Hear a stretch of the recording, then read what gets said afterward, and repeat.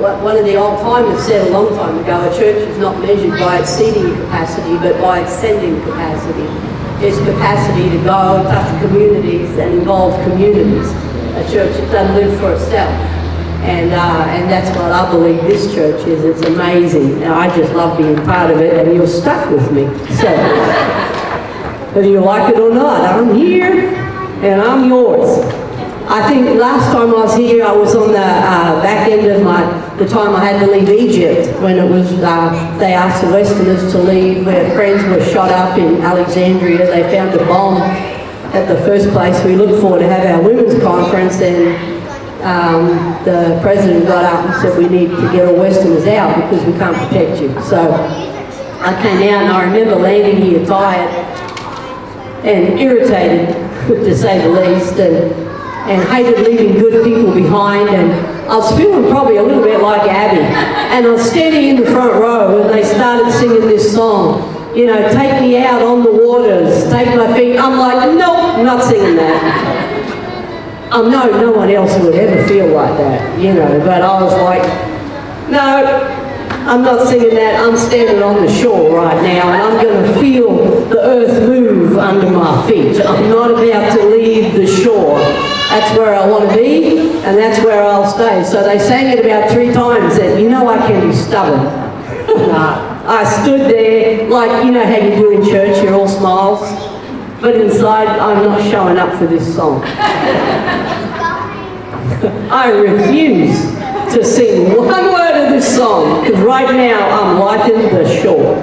It's like, anyway, we got over that and moved on. It's a good thing God doesn't listen to us when we're like that. He's like, oh my gosh, Adrienne will be back in a minute. You know, she just stepped out. She just stepped out, but she'll be back home any time now. So I remember that well. It's funny. But anyway, went back into Egypt. It was still on high alert, but we had our women's conference, and it was beyond amazing. The testimony. Have I been back since we've had that? I don't think. No. They went back to Alexandria, Cairo. They went back to the girls' schools, the places that women came from, and said their lives even weren't the same that they went back to. You know, when you do something and you feel like it's so sovereign in God, it's like you just get invited to show up. It's like you can't possibly take credit for anything. That's how it felt. And it's like God says, I'm doing something, Adrienne, and if you want to, you can come along, you know. I said, well, I guess, you know. So it's really cool to see what God's doing all over the world, what he's doing here in Childers, what he's doing. My God, we need a move of God in Australia. Come on. Even Americans are saying, what's happening in Australia? It's so liberal. I said, I know. I just can't believe it. I'm like, I think last time I was here, I said, we need some of our convict spine back. Yeah. You know, I don't mean to be offensive, but oh my gosh.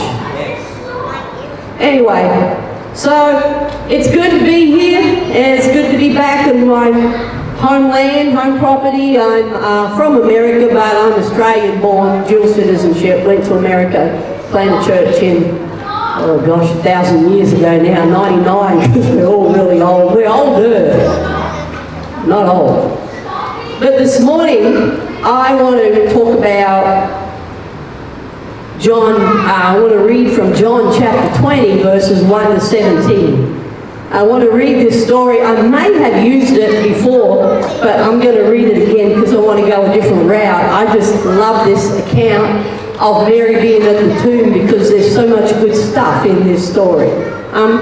And again, I want to encourage you too, when Rebecca, she doesn't ask me to do this, but that woman has sent me words, things that God has shown her. Now, who knows, there's a lot of people prophesying today around the world. Everybody's got a word for somebody. You know, it's like we're inundated with words from God.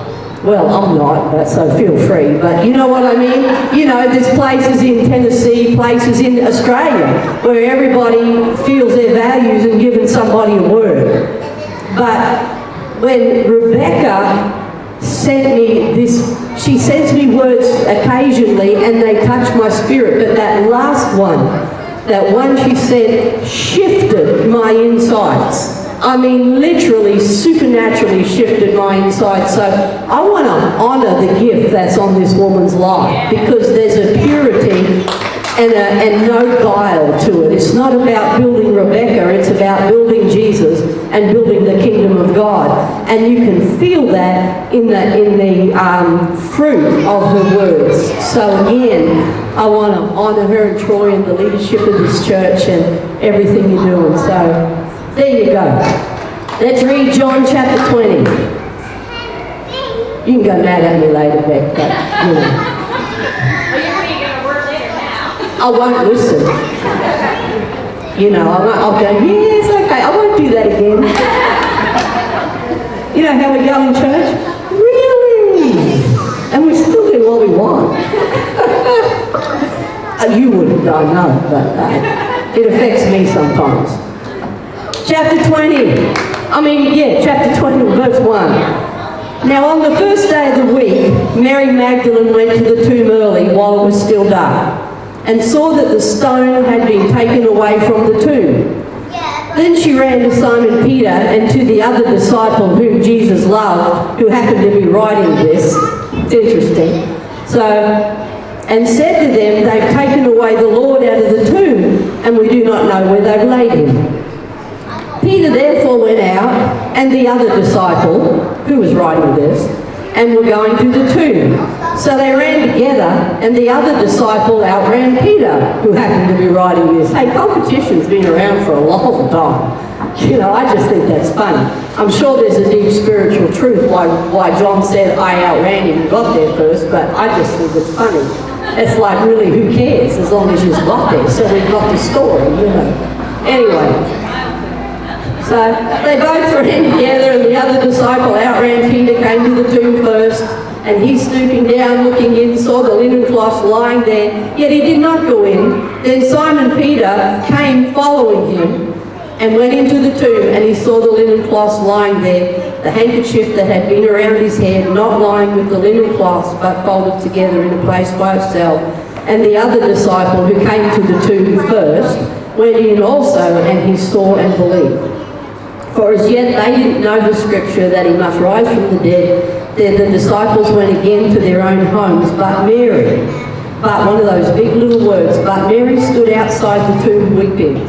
And she wept and stooped, and as she wept, she stooped down and looked into the tomb, and she saw two angels in white sitting, one at the head and the other at the feet, one at where the body of Jesus had lain. They said, "Woman, why are you weeping?" She said to them, "Because they've taken away my Lord, and I don't know where they've laid him." Now when she said this, she turned around, saw Jesus standing there, didn't know he was Jesus.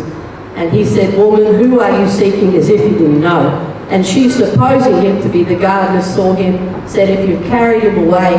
And then Jesus said, "Mary," and she knew she'd found Jesus. The point I want to get to is not the part about she didn't recognize Jesus, though it's a great sermon God's building in my heart. But I want to make a statement that Mary saw in the same place everything where the disciples saw nothing. She looked in the same place, she was in the same garden, she was in the same time frame. Where they saw nothing, she saw everything.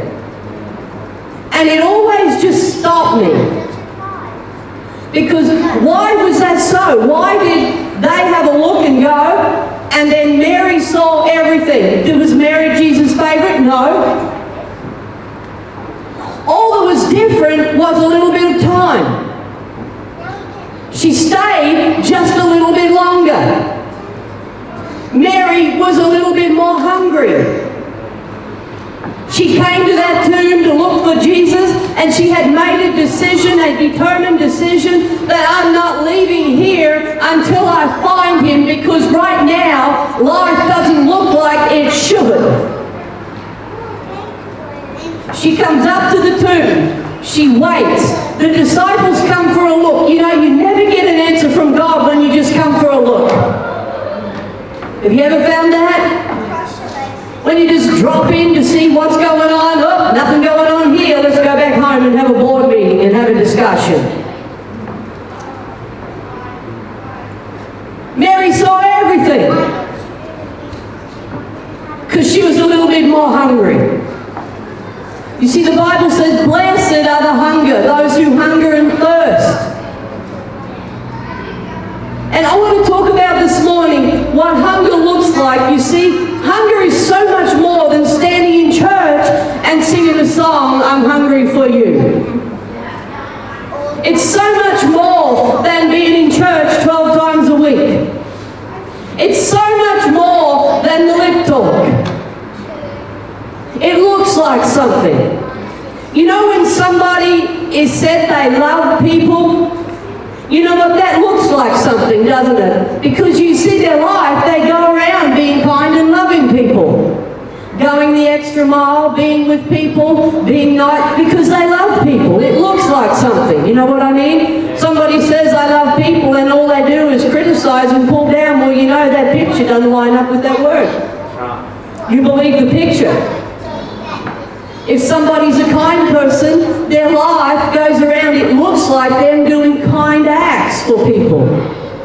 You know, I love that quote this morning that Pastor Troy said, because it reminds me of a sermon I did on kindness once. Kindness is not an inspirational thought. Kindness is a premeditated act of being and lifestyle.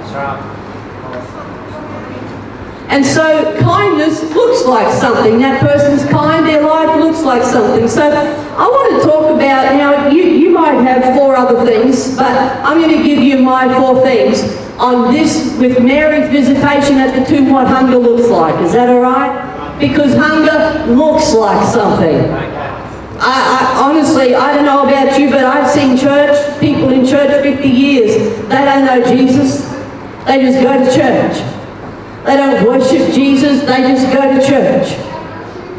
Hunger looks like a passion for Jesus, number 1. You see, here is a woman who just lost her mentor, probably the only friend who ever believed in her, who didn't use her, someone who walked and talked with her. And here's Mary now, she has just lost this person. He's gone somewhere. She watched him die, and now not even his body is there. And she's broken. And so she goes to the place where she expected to see him. She goes to that place of promise. And it was empty. You ever had a promise like that? You've gone and you've looked in and it's empty and said, Jesus, where are you? Yeah. And so Mary goes, and so she is determined that she went there. See, it was her passion for Jesus that caused her to stay the distance. To stay there hungry for an answer, a passion for Jesus. And I want to bring this about because honestly, a passion, we talk about when Jesus forgave or cast the demons out of Mary, and he forgave the other woman, and he let the prostitute wash his feet, and he forgave her. All these women, you see, we read where it says, and we've preached this like it's everything, where much is forgiven, there's much love. Now that's true, there's much appreciation. But can I tell you, we have all fallen. Right back from the Garden of Eden. We all have. Does that mean that Mary, the mother of Jesus, didn't love Jesus as much as Mary Magdalene? No. See, people can appreciate. But see, you know why they were passionate for Jesus? Because Mary was now a disciple follower of Jesus.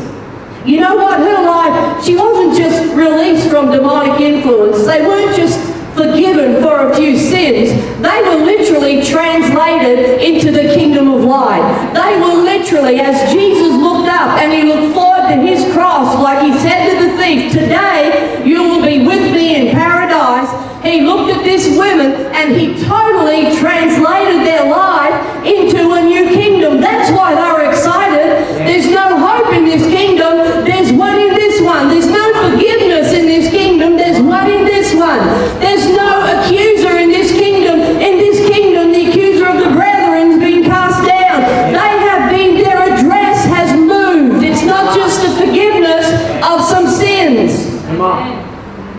Is that all right? I don't want to upset anybody's doctrine today. Amen. Amen. Glory. Hallelujah. Come on. Thank you. You know, we water it down to the forgiveness of a few sins. And I'm not saying it's unimportant, but I want to tell you, it's when you've got a kingdom shift and the river of forgiveness flows from Christ's cross. That's the difference. You have just changed your address from the kingdom of darkness to the kingdom of His dear Son. From the kingdom of the tree of knowledge of good and evil to the kingdom of the life and the tree of life in Christ. We have just changed. That's why they're excited. Not just because Jesus could have just said, okay, go on your way, you've forgiven for a few sins. No! Their life now is a disciplined follower of Jesus. They walk with Him, they talk with Him. They love Him, they hang on. Every word, we'd call it first love. First love. It's amazing, if you were around in the 80s, some of us older ones were. I don't know if you're anywhere near Brisbane or whatever, but all my Christian life, I grew up in the INC, whatever, you know, all the names. But if you're around in the 80s, I got to make things. I thought I wouldn't embarrass myself because sometimes I put the bottle up and it flows really, really It was like, who could have the worst testimony? You know, you were on drugs for 3 years, I was on them for 5 years. I mean, really, it was like we had this run of muck. Now, I was one of them. But it got to be like 20 minutes of how bad I was and every bit of junk I did wrong. And right at the end, Jesus saved me. And I was a new Christian and even I got over it. And when I was in Egypt the first time I was speaking there at a leadership conference, there was a young man there who was brought up in a godly home. Beautiful, precious, precious young man, late teens. He heard me share my testimony. Now, I have one of those messed up testimonies where Jesus appeared to me and saved, and I got saved. But he heard me and he said, Adrienne, God must be going to use you to change the world. And I said, why would you say that? He said, because of your testimony. And he said, I don't feel like I have a testimony. It just broke my heart. I said, you have the greatest testimony of us all. I said, God has kept you from gross sin. You haven't made a mess of you like I did. And I stood there and looked at this young man and said, I am so grateful that God saved me where I was and He met me, but I do not want my son to have my testimony. I don't want my son to miserably fail so he can spectacularly win. I don't want him to be so rejected he doesn't think he's got a friend for him and so he can be fully accepted. I don't want that for my son. I want a better legacy for him to start with. So it's not about, you know, sometimes we make it all about how big a mess we got so we got a bigger testimony. No, we all were born under the law of sin, every single person. And I want my son to be born and knowing, I wanted him, I'm old and he's old now, but older. But I wanted him to know straight up that he's on the winning side. I wanted him straight up to know he can dream, he can hope, he can love, he can have a future, he can change the world, that he can do whatever his heart sets to. I didn't want him to go to the gutter just to find Jesus. I wanted him to find Jesus early in his life and build his life with Jesus. Is that all right? When this young man said, I don't have a testimony, I was like, what have we done? glorified the demonic testimonies and just tack and Jesus is good on the end. I want to tell you, he's a life giver.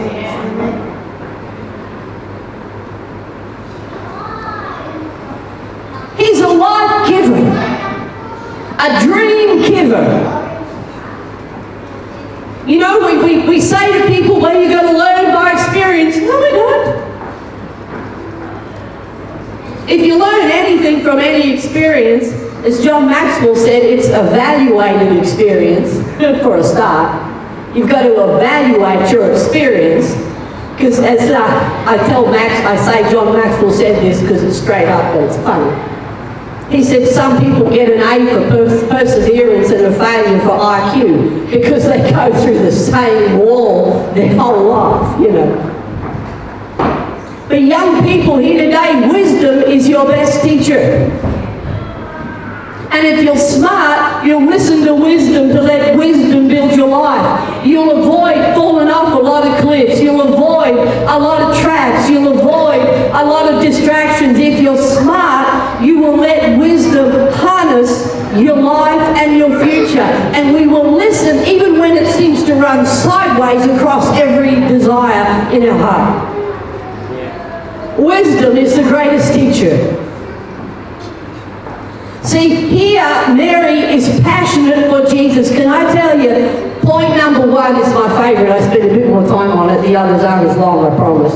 But point number one is that Mary stayed in the fruit of her first love.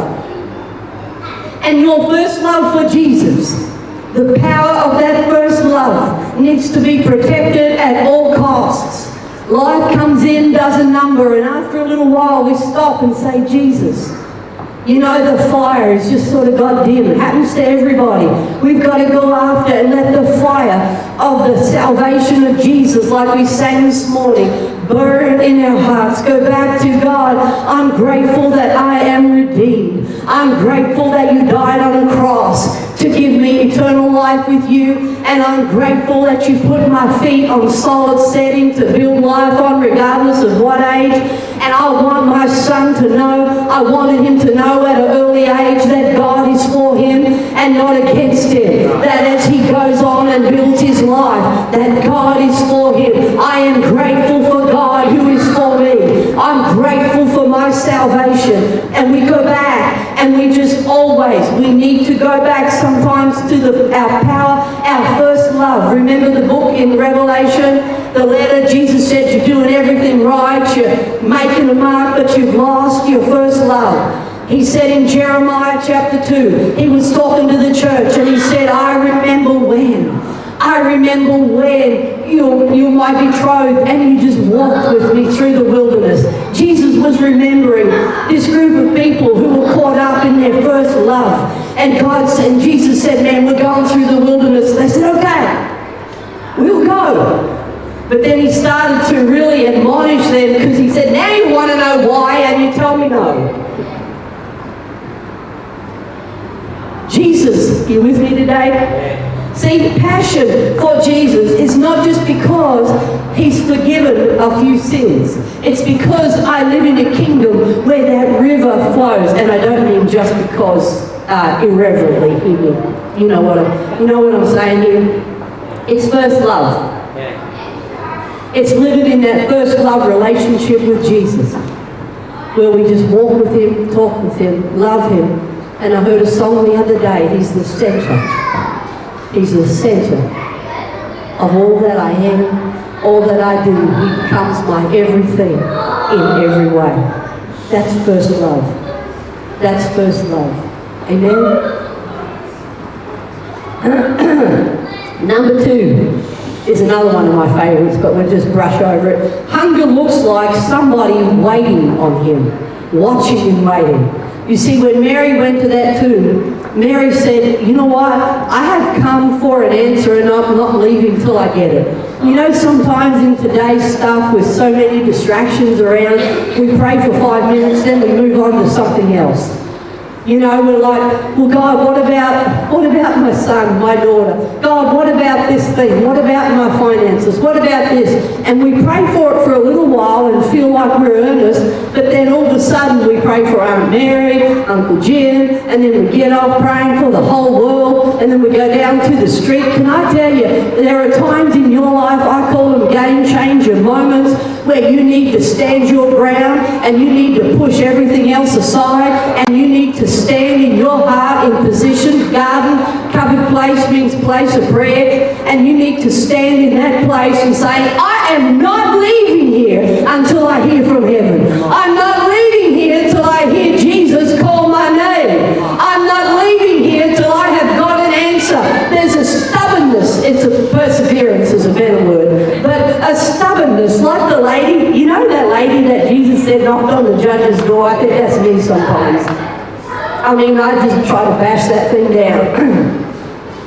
But I'm like, God, I know you hear me, but here I am again. You know, somebody said God doesn't need to be told twice. He hears you the first time. I said, I'm knocking till I get an answer. I'm asking till I get an answer. I'm pursuing till I hear him call my name. And you don't change that for me. She decided, she went there for an answer and she was not going to be moved. She said, I came to see Jesus. I want to find out where he is, and I'm not leaving this spot, guys. I'm staying. You can go to work and be standing in your heart, God, I need a word for my son. I need you to hear me. I need to hear you call my name. I need at least to know that you've got my address and you know what's going on. God, I need you to hear. God, this is a moment. This is a turning point. This is not just a little hiccup. This is a game changer moment, Jesus, and not a word from anyone else is going to do it. I need to hear from you. It's that place of standing, watching, praying, reaching out, being aggressive in God. When you start to pray again, here I am again, Jesus. Guess what I'm going to pray about again? She did. He didn't appear straight up, but she waited. Third one. Hunger causes decisive actions forward. You see, hunger looks like someone in pursuit of something. It doesn't look like someone who doesn't get out of bed. It doesn't, you know, if I put a table of food out here, which I wouldn't cook so it would taste really good, but if I put a table of food out here and everybody was really hungry, you know, you'd walk to the table to get your food, wouldn't you? That's what we do. You know what some Christians do? They sit there going, feed me. Feed me, Jesus, feed me, feed me, feed me. And he already said, I set a table before you in the presence of your enemies. He said, you go get some. See, Mary was responsible for her own decisions. You know, she could have said, oh man, they're hot shots, they know everything, I'll just go with them and hear what they say at the meeting back at the house. But Mary, you see, when you want something strong enough and something from God, there are times where a board meeting won't do it. There are times when you need to stand and be responsible for the answer to your own questions. Mary could have gone back and I'm sure they would have had all the stuff on the table. Well, I feel this and I think that, and let's get a word from the prophet and let's go down this road and they would come up with all these great ideas, but nobody knew the answer like Mary because she wasn't going to be part of it. She wasn't going to go back to the house. She was going to go forward into that tomb and find out what happened to Jesus. Hunger looks like somebody who's aggressive. They're pursuing. You know, the giants didn't attack the children of Israel. They went after them. Think about that. God said, I'm sending you into a land that you didn't pay for, into houses you didn't build, remember? He said, I'm sending, they didn't attack the children of Israel and God retaliated. No, they went and pursued that land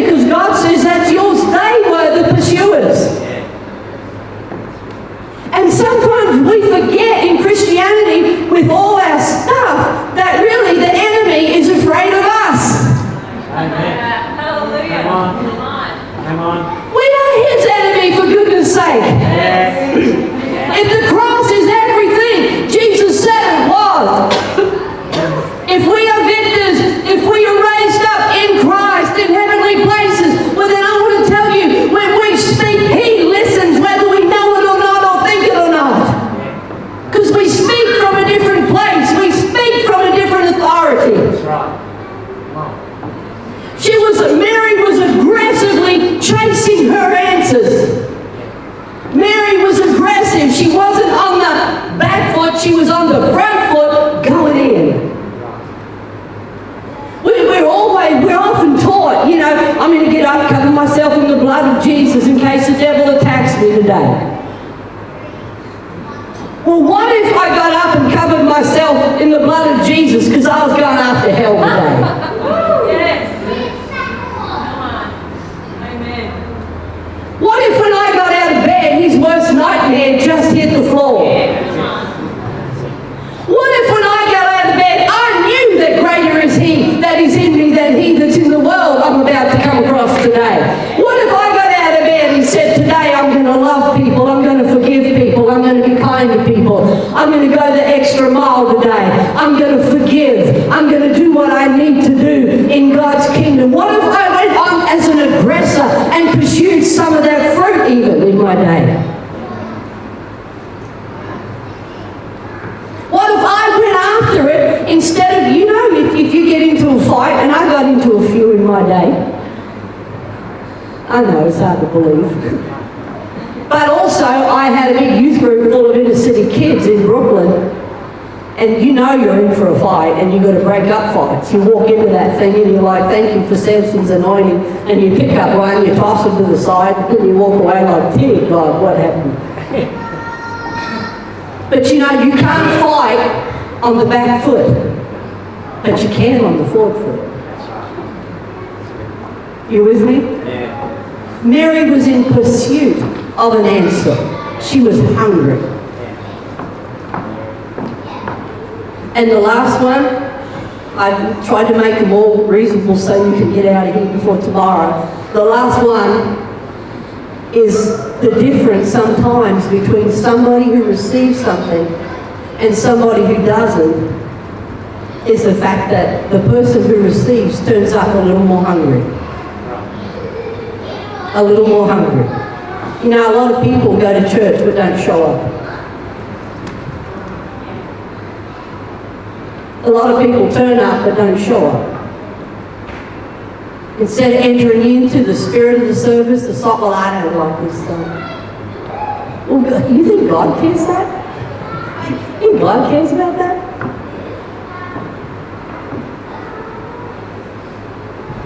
Well, I don't like this woman.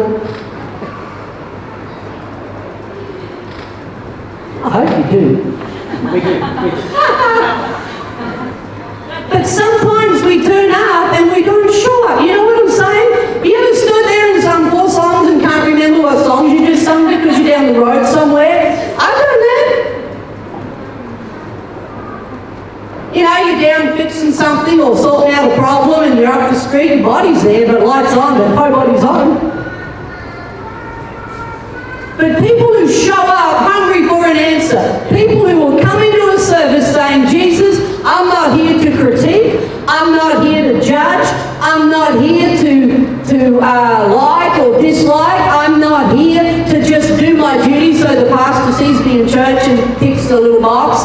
I'm here because I need to hear from you. And can I tell you, people with those attitudes will always hear from God. It might be in the beginning on the door when you're getting greeted, it might be in the announcements, it might be in the song service, the fellowship, or the word, but you will get your answer from God if you come looking and having ears to hear. Amen? I said to the ladies when we started our conference in Egypt, I said, if you come to see Western preachers, if you've come for a free meal, if you've come for anything else, then you'll go home feeling very disappointed. But if you've come for change, and you want Jesus to change your life and change around you, then all through, don't look at the preacher, don't look at the singing, you cry out to Jesus in your heart and you say, I am hungry, Jesus, I need you to touch me. I want you to fill me. Jesus, I need you. I said if you will come in with an attitude like that, he will meet you above and beyond. It's amazing to me because I move a little some prophetically. I'll come into some church services, especially in some places in America, and you can feel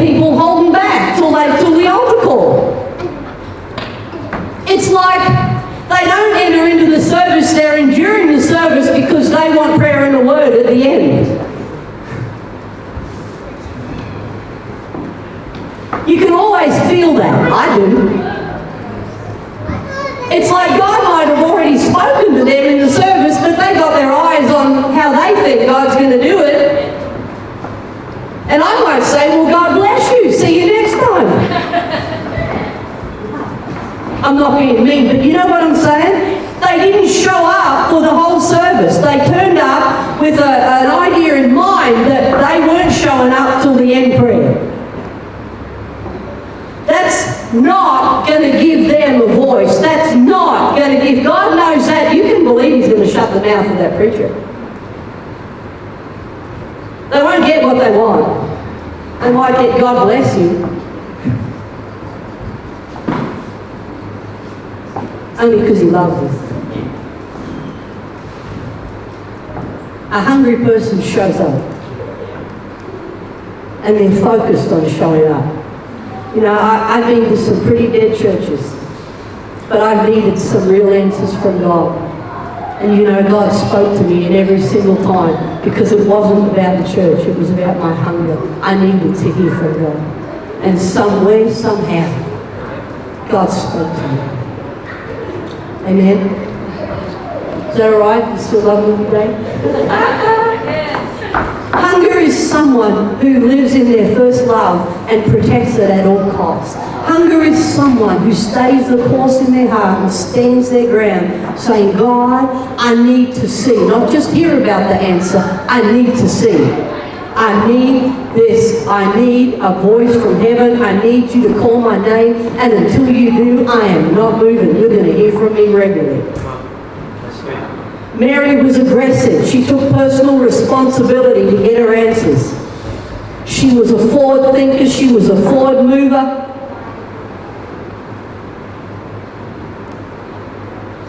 And then when Mary showed up, it wasn't just for a look. Well, I've been to that church. Really? How often? No, once or twice. You can't know a church with once or twice. You think you can, but you can't.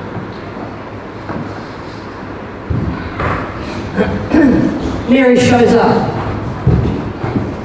She didn't just visit. And that's the difference so many times. So I just want to encourage you, you're awesome people. I know you're all there, I'm preaching to the choir. But a lifestyle of hunger looks like people moving forward with Jesus, passionate for Him, loving Him, never forgetting that He's the center of everything. Amen? Amen. Amen. God bless you.